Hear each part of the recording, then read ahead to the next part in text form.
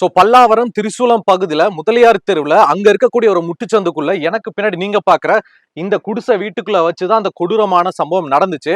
இந்த சம்பவத்துல உயிரை விட்டது 2 ரவுடிங்க. ஆறுமுகம் அப்படின்ற 20 வயசு பையனும், சதீஷ் அப்படின்ற ஒரு 17 வயசு பையனும். அவங்க 2 பேருமே ரொம்ப ரொம்ப சின்ன வயசு தான். ஆனா அந்த சின்ன வயசுல அவங்க மேல ஏகப்பட்ட கேஸ் வாங்கியிருக்கானுங்க. சோ இந்த குடிசையில நடந்த அந்த கொடூரமான சம்பவத்துல யாரை டார்கெட் பண்ணி அந்த 8 பேரை கொண்ட குழுவும் தாக்குனாங்க அப்படின்னா ஆறுமுகம் தான். சோ நீங்க போட்டோல பாக்குற இந்த ஆறுமுகம் தான் அவங்களோட மெயின் டார்கெட். சோ இந்த ஆறுமுகம் மேல என்னென்ன கேஸ் இருக்கு அப்படின்னா, ஆல்ரெடி சுங்குவார் சத்திரத்துல ஆல்பர்ட் அப்படின்ற ஒரு பெரிய ஆள மட்ட பண்ண கேஸ் இருக்குது. அது மட்டும் இல்லாம பீர்க்கங்கரணையில ஒரு அடிதடி வழக்கு, பெருங்களத்தூர்ல தீபக் அப்படின்ற ஒருத்தரோட வீட்டை அடிச்சு உடச்சன்னு சொல்லிட்டு இந்த ஆறுமுகம் மேல ஏகப்பட்ட கேஸ் இருக்குதுங்க. சோ இந்த ஆறுமுகம் மேல இந்த மாதிரி ஏகப்பட்ட கேஸ் இருக்கிறனால ஊரை சுத்தி எல்லா பக்கமும் எதிரிகளை வளர்த்து வச்சிருக்கிறாங்க. சோ இந்த ஏரியாக்குள்ள போனா அடிச்சிருவானுங்க, இந்த ஏரியாக்குள்ள போனா மட்ட பண்ணிடுவாங்க அப்படி சொல்லிட்டு பயந்து பயந்து அங்கிட்ட இங்கிட்ட சுத்தி வாழ்ந்துகிட்டு இருக்காங்க.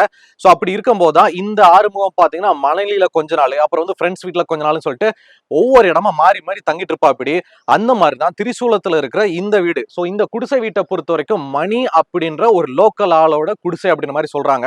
சோ இந்த குடிசைய இந்த ரவுடி பசங்க எப்படி பயன்படுத்துறாங்க அப்படின்னா, ஏன்னா ஒரு இடத்துல ஒரு சம்பவம் பண்ணிட்டாங்கன்னா இங்க வந்து ஒரு அட்டியை போறது, கட்டிங்க போறது, கஞ்சா விழுகிறது, இங்க நைட்டு படுத்து தூங்குற அப்படின்னு சொல்லிட்டு இதை வந்து அந்த ரவுடி பசங்க வந்து ஒரு அட்டி போற இடம், ஒரு ஸ்பாட்டா தான் இவங்க வந்து மெயின்டைன் பண்ணிக்கிட்டு வராங்க.